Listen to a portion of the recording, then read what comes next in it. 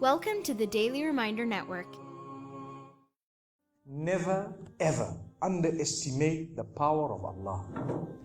You know, there was a sheikh who mentioned this in Saudi Arabia, and there was a doctor that visited him from Pakistan and told him a story that happened to him.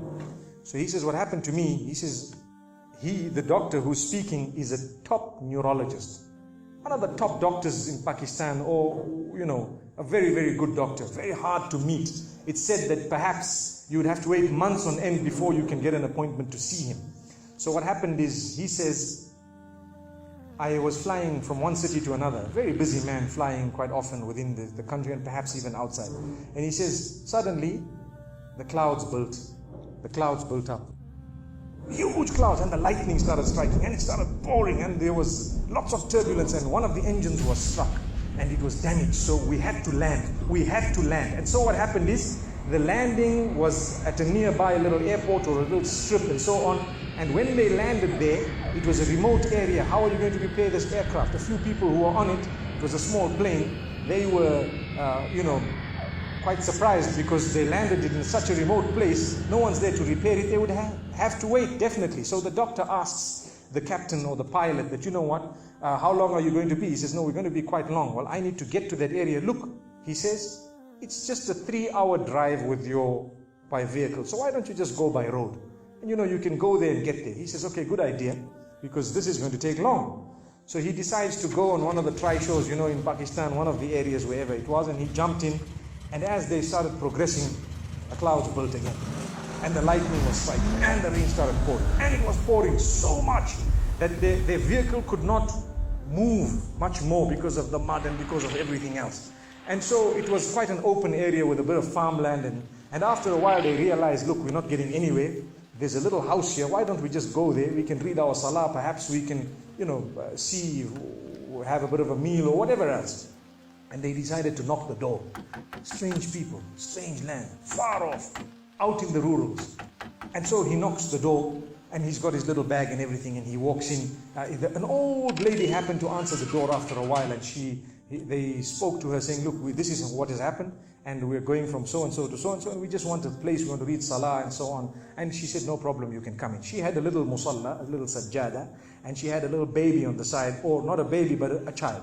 And the child, every little while, she's actually checking on the child, and she's sitting on that musalla, making dua and reading her own salah. These people fulfilled their salah, did whatever they had to.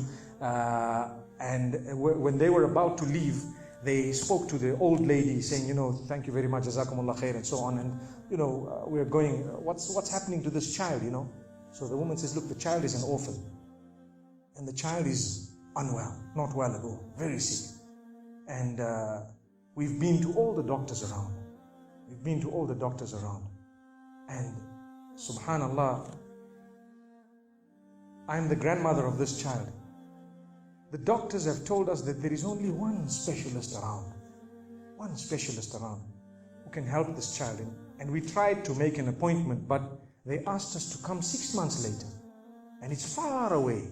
I've been making dua to Allah ever since that day. Ya Allah, make it easy for us. Child is sick. Make it easy for us, Ya Allah. So the man says, what's the name of that specialist?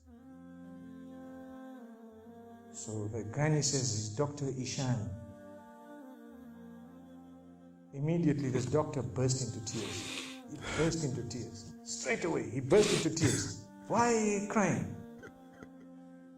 Your dua has just been accepted.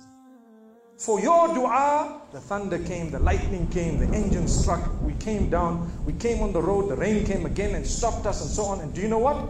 The rain only stopped after the question was asked. Now it happened. And now the woman starts crying. SubhanAllah. And the doctor himself is telling the story, saying, that was me. It happened to me, he says. And he says, I learned that Allah's armies are beyond limits. Allah uses whatever He wants to get what He wants done. So, where in the wildest of the dreams of this person would they have felt or believed that the top man, whom it is semi-impossible to see without big appointments, would actually be driven all the way to the door, knock the door, come in here, read some salah, and they would have to serve the child here. amazing. Wallahi, it brings tears to the eyes. But the reason I share it with you, every one of us has needs for Allah subhanahu wa ta'ala.